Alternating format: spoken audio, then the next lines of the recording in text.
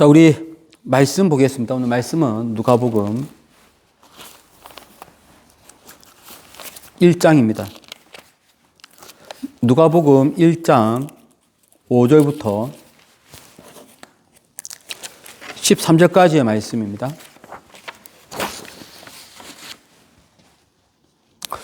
우리 다 함께 누가복음 1장 5절부터 13절까지 다 같이 한 소리로 합독을 하겠습니다. 유대왕 헤롯 때에 아비야 반열에 제사장 한 사람이 있었으니 이름은 사가랴요 그의 아내는 아론의 자손이니 이름은 엘리사벳이라. 이 두 사람이 하나님 앞에 의인이니 주의 모든 계명과 규례대로 흠이 없이 행하더라. 엘리사벳이 잉태를 못하므로 그들에게 자식이 없고 두 사람의 나이가 많더라. 마침 사가랴가 그 반열의 차례대로 하나님 앞에서 제사장의 직무를 행할세 제사장의 전례를 따라 제비를 뽑아 주의 성전에 들어가 분향하고 모든 백성은 그 분향하는 시간에 밖에서 기도하더니 주의 사자가 그에게 나타나 향단 우편에 선지라. 사가랴가 보고 놀라며 무서워하니 천사가 그에게 이르되 사가랴여 무서워하지 말라. 너의 간구함이 들린지라. 내 아내 엘리사벳이 내게 아들을 낳아 주리니 그 이름을 요한이라 하라. 아멘.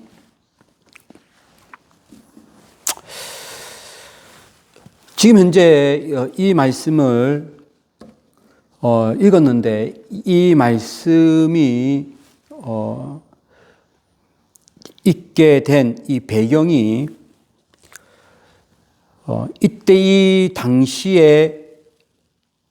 당시에까지 하나님의 긴 침묵이 있었습니다.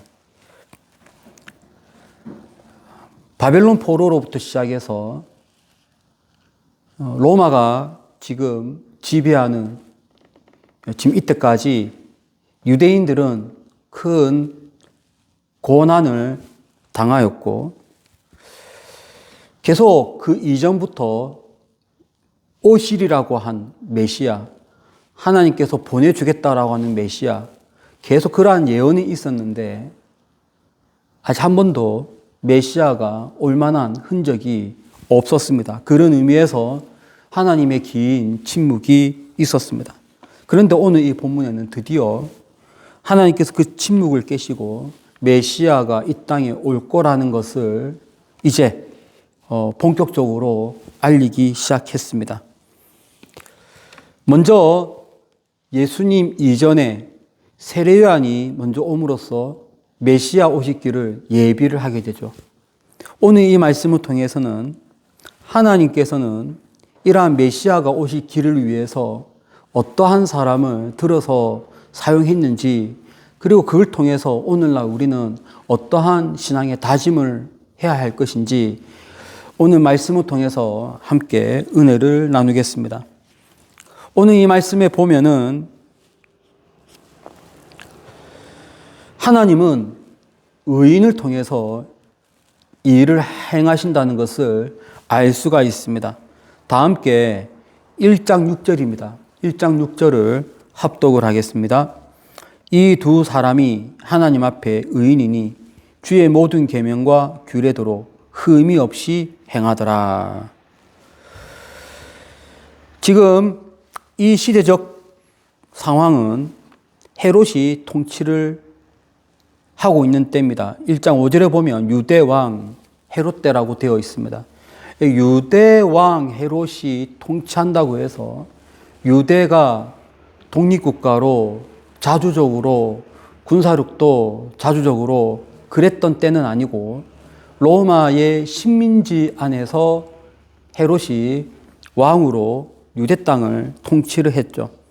그러니까 로마가 유대인들을 지배를 하고 있었으니 정치적으로는 상당한 암울한 때, 그러나 정치적으로만 암울한 것이 아니라 영적으로도 이 시대는 암울한 때예요. 이 시대는 BC 605년 느부갓네살, 바벨론의 느부갓네살이 유다를 침공함으로써 계속 외세의 큰 침략을 계속 받게 되죠. 그 이제는 아수르의 침공을 받고 바벨론의 침공을 받더니 바벨론에 의해서 나라가 무너지고 유대인들이 포로로 바벨론 땅으로 끌려갑니다. 바벨론이 무너졌더니 이번에는 페르시아가 유대인들을 또 지배를 하죠. 페르시아가 물러가니 이번에는 헬라가 유대인들을 지배하는데 이 헬라 시대 때의 통치가 헬라인들의 통치가 유대인들을 상당히 지치게 만들었습니다. 그리고 헬라를 무너뜨린 나라가 로마죠. 로마가 또 전 세계를 지배함으로써 또 유대인들을 지배를 하게 됩니다. 이때 이 로마는 당대의 최고의 권력과 최고의 군사력을 행사했던 때, 제국으로서의 면모를 갖고 있는 때, 무너질 거라고는 그 어떤 빈틈도 없는 아주 강력한 나라가 바로 이 로마 시대였습니다. 로마 입장에서는 나라가 구강병으로 잘 나가고 있었지만 이제 그의 지배를 받고 있는 유대인들 입장에서는 암흑기라고 얘기할 수 있죠. 매우 힘든 시기라고 얘기할 수가 있습니다. 이렇게 지치고 힘들 때 그때에 사람들은 자연스럽게 언제 하나님이 이 백성에게 우리에게 메시아를 보내줄 것인가? 이러한 열망이 매우 강하게 되었어요. 이들의 시대적, 이들의 사회적, 이들의 정치적, 경제적 상황이 안 좋으면 안 좋을수록 언제 그 메시아가 오냐. 많은 선지자를 통해서 하나님이 보내시는 그러한 기름 부은 자가 온다고 분명히 예언을 했는데 언제 그분이 오시냐라고 하는 이 기대감과 갈망함이 아주 팽배했던 그러한 시대가 또 이 시대가 됩니다.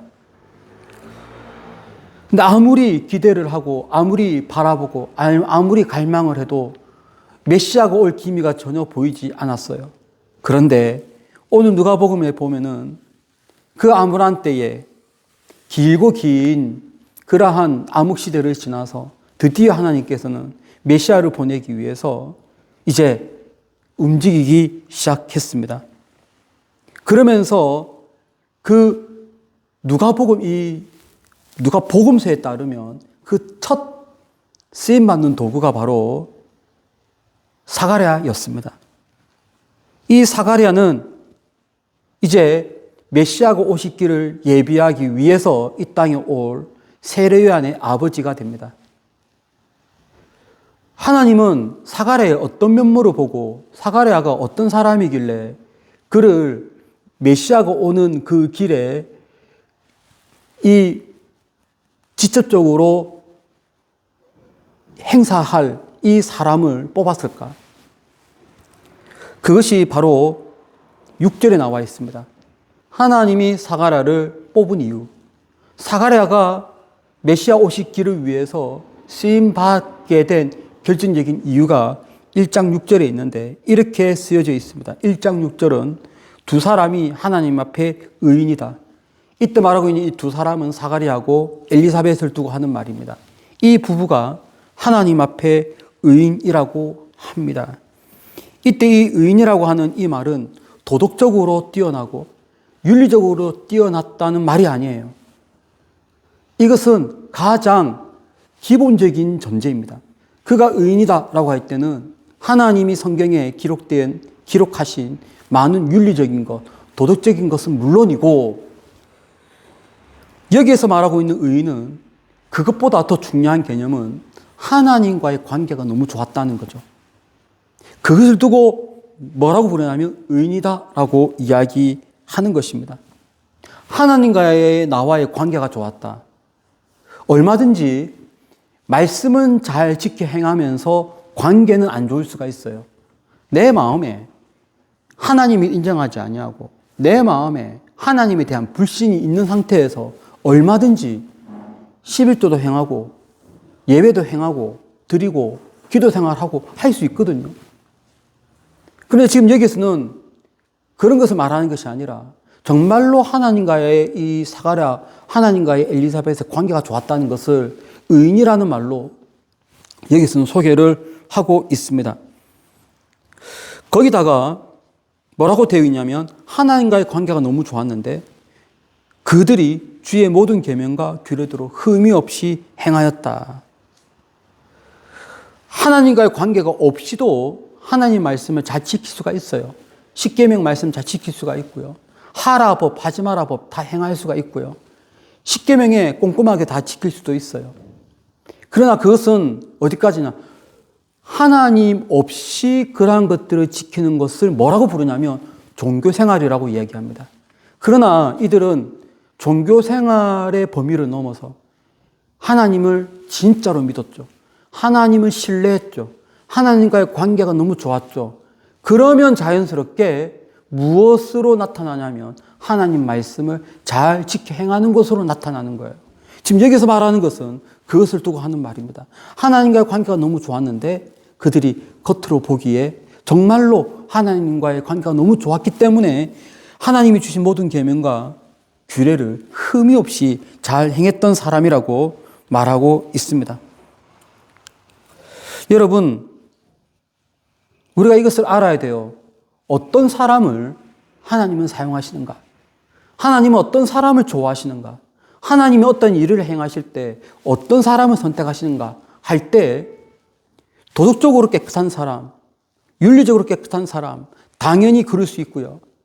그리고 하나님의 모든 법들을 잘 행하는 사람, 당연히 그 사람도 하나님께 시험받을 수가 있습니다. 그런데 그것보다 더 중요한 것은 하나님과의 관계가 얼만큼 잘 되어 있는가, 얼마나 하나님과의 언약적 관계로 잘 뭉쳐 있는가.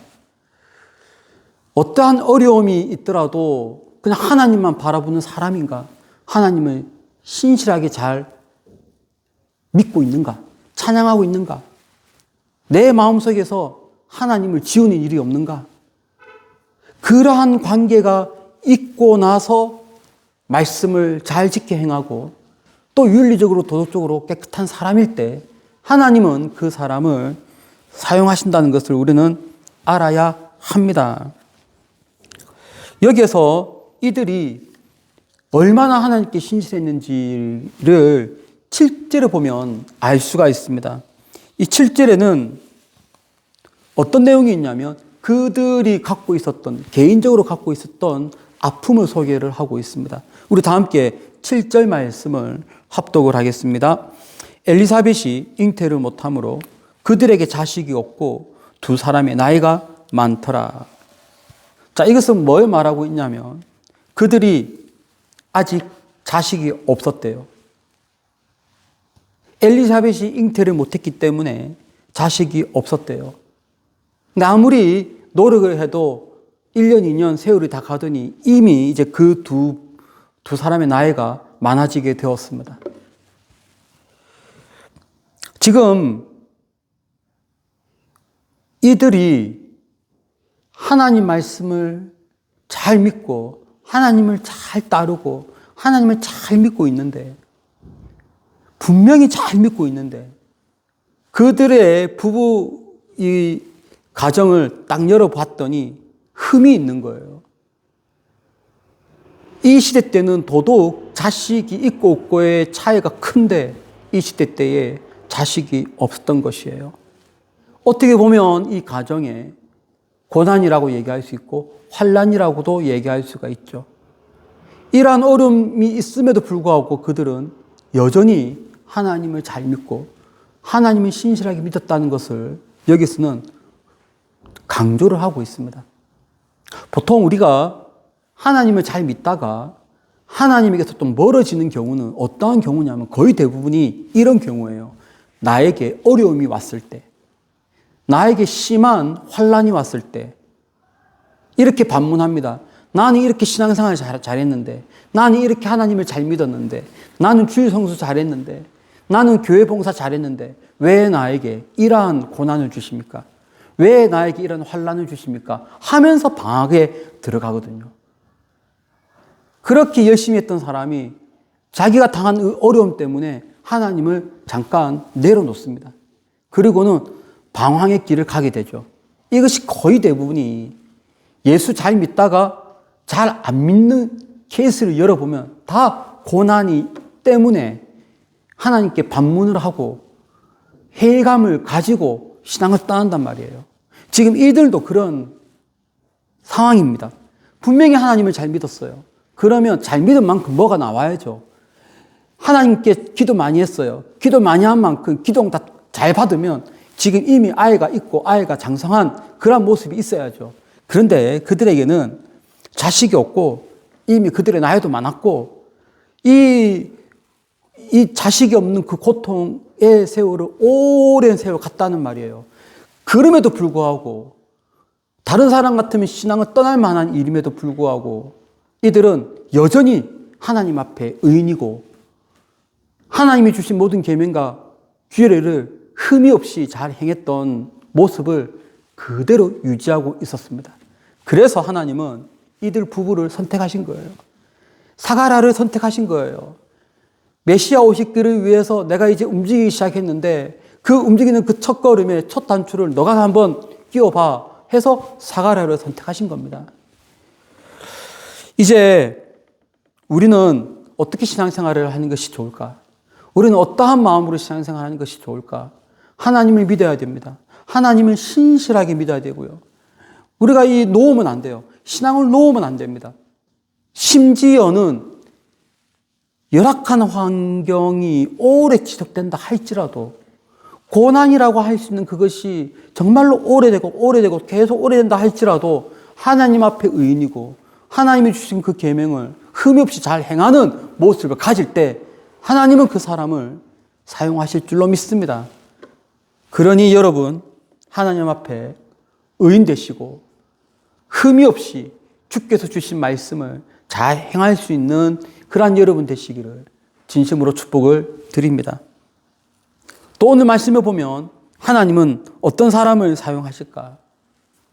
하나님은 책임감 있는 직분을 감당하고 그러면서 열심히 기도하는 사람을 하나님은 사용하세요. 우리 함께 8절 말씀을 합독, 8절 9절입니다. 이 두 구절을 합독을 하겠습니다. 마침 사가랴가 그 반열의 차례대로 하나님 앞에서 제사장의 직무를 행할세 제사장의 전례를 따라 제비를 뽑아 주의 성전에 들어가 분향하고 그는 제사장 직무를 행하고 있습니다. 제사장 직무를 행할 때는 요 구조가 이렇습니다. 1년 내도록 성전에서는 아침 예배, 오후 예배가 매일 있습니다.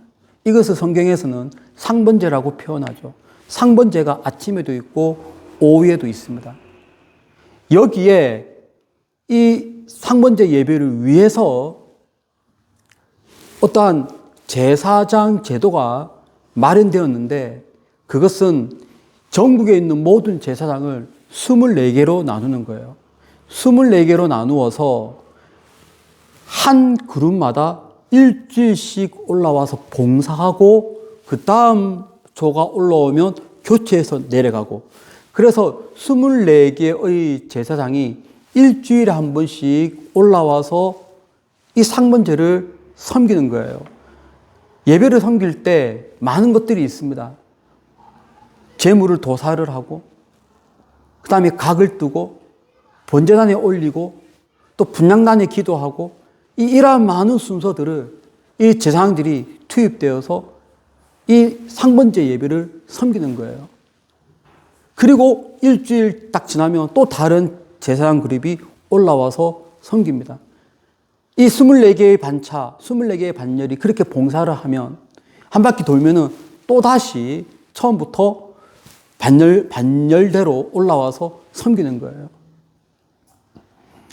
이 제사장 직무를 행함에 있어서 제일 영광스러운 것이 분향단에서의 기도입니다. 지금 여기 사가랴가 분향단에서 기도하는 순번이 되었습니다. 이것도 어떤 것이냐? 한평생 단 한 번 있는 직무입니다. 모든 제사장의 열망이 분향단에서의 기도예요.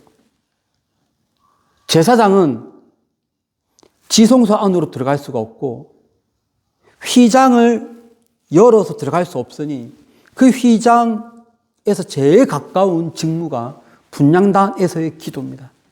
그래서 모든 제사장이 여기를 되게 선호했어요. 아무나 갈 수 있는 것은 아니고 제비를 뽑아 가는 거예요. 사람 세워놓고 제비를 뽑고 제비 뽑힌 사람이 거기에서 기도를 행하는 것이 바로 오늘 사가랴가 행하고 있는 이 모습입니다. 그가 한평생 한 번 있는 이 제비에 뽑혀서 분향단에서 기도를 하는 거예요. 근데 이 기도가 얼마나 간절했는지, 그의 원래 본분이 제사장으로서 분향단에서 기도하는 순번이 되면은, 차례가 되면은 기도하는 것인데 얼마나 간절하게 기도했는지. 자기의 직분 아니에요. 자기의 직무 아니에요. 이 시간만큼은 내가 백성을 대표해서 분향단에서 기도를 하는 것. 이것은 그의 일이에요. 근데 그의 일인데 이것을 그냥 열심히는 기도하는데 엄청나게 간절하게 안 할 수도 있잖아요. 이 사가랴는 자기에게 온 이 직분을, 자기에게 온 이 직무를 정말로 최선을 다해서 온 마음을 다해서 기도를 합니다. 이 분향단에서 기도할 때 기도를 합니다. 어떤 기도를 했느냐? 백성을 위한 기도고요. 민족을 위한 기도였고요. 특별히 이 시대 때는 메시아 갈망을 위해서 기도했던 때였어요. 정말로 기도를 열심히 했어요. 오늘 읽었던 말씀에 보면 단지 그냥 제사장의 전례를 따라 제비를 뽑혀서 그냥 거기에서 기도를 했다라고 했는데, 여기에 보면 우리가 읽었던 9절 10절에서는 8절 9절에서는 열심히 했다는 그런 기록은 없습니다. 그러나 그 이후에 천사가 나타나서 사가랴에게 하는 말을 들어보면 얼마나 열심히 기도했는지 그 흔적을 볼 수가 있습니다. 우리 다 함께 13절 말씀 한번 보겠습니다. 13절 말씀을 합독을 하겠습니다. 천사가 그에게 이르되 사가랴여 무서워하지 말라. 너의 간구함이 들린지라. 바로 이 부분이에요. 너의 간구함이 들린지라. 얼마나 그가 내게 주어진 이 직분 감당을 얼마나 열심히 했는지, 얼마나 간절하게 기도했는지 이 천사가 말합니다. 너의 간구함이 들린지라. 우리는 사가랴의 좀 모범적인 신앙인의 모습을 볼 수가 있어요. 그는 하나님 앞에 의인이고 하나님 앞에 하나님과의 관계를 잘 쌓으려고 했고 주께서 주신 말씀을 잘 행하려고 했고 도덕적으로 윤리적으로 정말 깨끗하려고 엄청 노력을 했다면, 또 한편으로 그는 정말 자기가 맡은 이 직분에 자기가 맡은 직분이 기도이지 않습니까? 이 기도를 정말로 열심히 했어요. 정말 간절하게 기도했어요. 이 땅에 메시아를 보내달라고. 그러나 우리가 이것을 또 알아야 돼요. 그가 과연 이 제사장으로서 분향단에서 기도할 때만 메시아를 위한 기도를 했겠느냐는 거예요. 아니에요. 그의 평소의 기도가. 그가 왜 하나님 앞에 의인이라고 했잖아요. 그의 평소의 기도, 백성을 위한 기도, 그의 평소의 기도 제목이 이 민족의 메시아를 보내주시기를 위한 기도, 그의 매일매일의 기도가 바로 메시아를 보내달라고 하는 기도, 그리고 마침내 분향단에서 기도할 때 하나님께서는 그의 기도를 들으시고 그를 선택하시는 거예요. 그가 기도할 때 뒤에 백성들은 뭘 하냐? 똑같은 기도 제목으로 기도를 하는 거예요. 백성들도 기도합니다. 이 민족에게 메시아를 보내달라고. 보통 분향할 때 제사장도 기도하고 백성도 기도하기 때문에 성경에서 분향단에서의 향은 성도들의 기도라고 그렇게 상징적으로 표현을 하는 거예요. 이것이 구약에도 똑같은 개념이고 신약에도 똑같은 개념입니다. 우리 시편 말씀 141편 2절 말씀 한번 다 함께 합독을 하겠습니다. 나의 기도가 주의 앞에 분향함과 같이 되며 나의 손드는 것이 저녁 제사같이 되게 하소서. 시편 141편 2절 말씀이 바로 상번제, 이때는 저녁 상번제, 저녁 제사같이, 이때 나의 기도가 언제 이루어지느냐? 주 앞에서 분향할 때, 그때 백성은 손을 들고 기도를 하는 거예요. 지금 이들도 바로 그러한 모습을 연상할 수가 있습니다. 사가랴는 손을 들고 분향단에서 기도하고, 뒤에 있는 성전에 있는 다른 뜰에 있는 백성들도 손을 들고 기도를 하고, 메시아를 위한 기도, 메시아를 보내달라고 하는 기도, 이 민족을 살려달라고 하는 기도를 했던 것이죠. 그러한 그에게 하나님은 역사했습니다. 하나님은 나타났습니다. 그래서 우리가 이 본문을 통해서 깨달아야 되고 느껴야 되고 도전받아야 될 것은,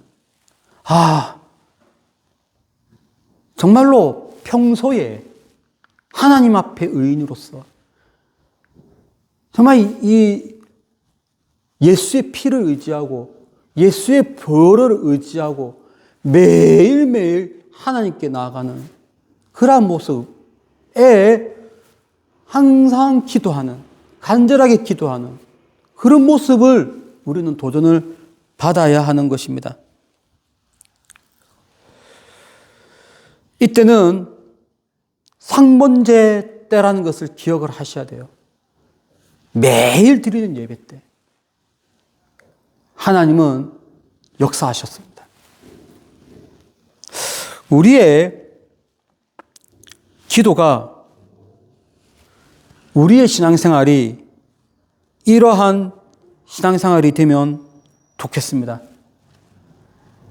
항상 하나님 앞에 올바르게 살려고, 바르게 살려고,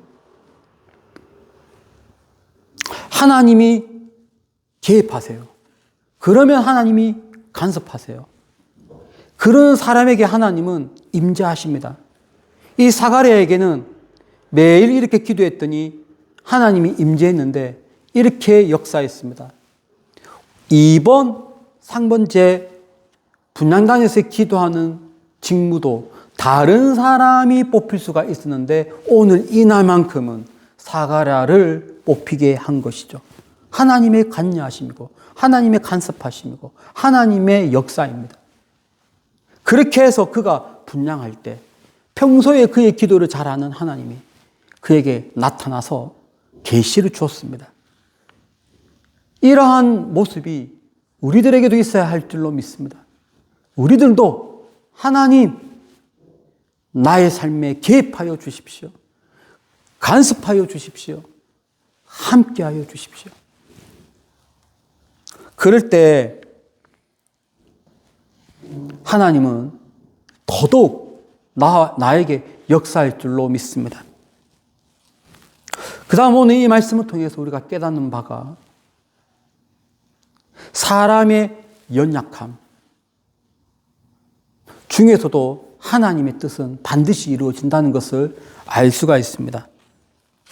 자, 우리 이것은 오늘 읽었던 말씀은 아닌데 20절 말씀을 한번 보겠습니다.